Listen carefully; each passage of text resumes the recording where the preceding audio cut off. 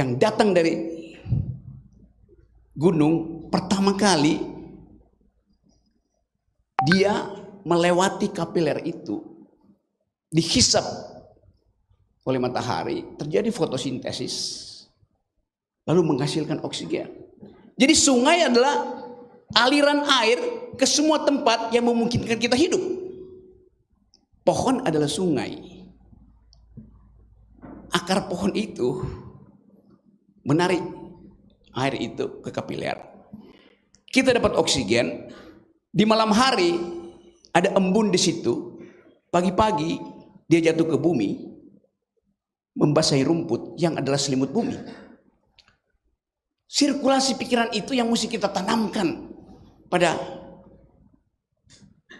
Presiden Prabowo, supaya dia paham bahwa sungai bukan yang dibendung untuk jadi bendungan, bukan.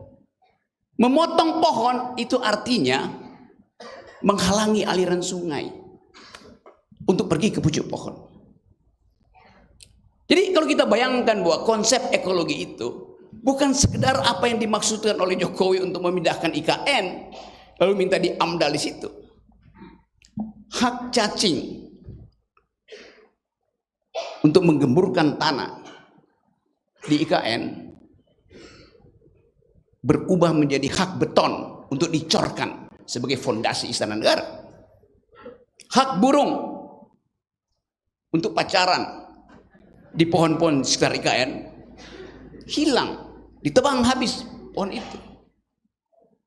Akibatnya apa? Hak mahasiswa untuk membuat puisi yang menggambarkan romantisnya dua burung yang berpasangan di ranting-ranting Kalimantan nggak ada artinya lagi.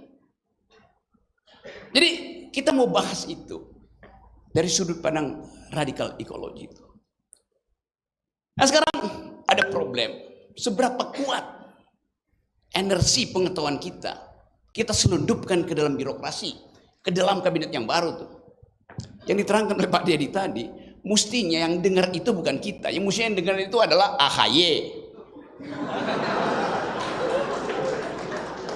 calon Menteri BPN.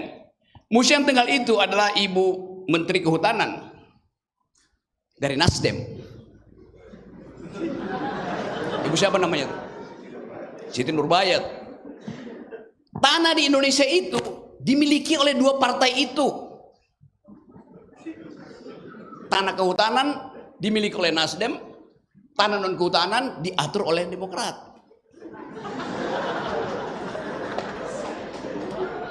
Coba Anda bayangkan absurditas, kita bicara tentang ekologi, tetapi pengendalian ekologi itu ditentukan oleh kepentingan dua partai itu aja. Jadi di Jakarta ada kesibukan untuk menyusun kabinet.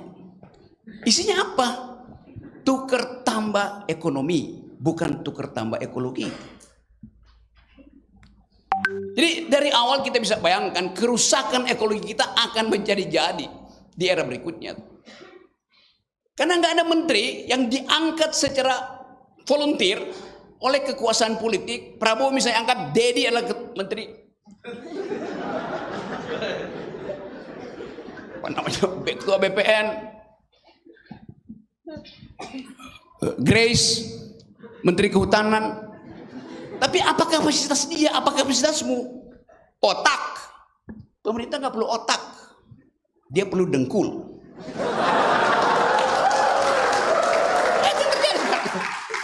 Karena itu Anda akan lihat kabinet itu isinya adalah dengkul ketemu dengkul.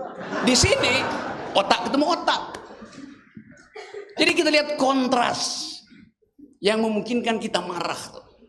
Tapi kita sekarang berpikir kemana kemarahan itu kita muarakan ke dalam politik alternatif. Itu pentingnya membentuk kekuatan untuk mengatakan tidak pada birokrasi, tidak pada oligarki, tidak pada, belum ada potretnya ya, belum diganti.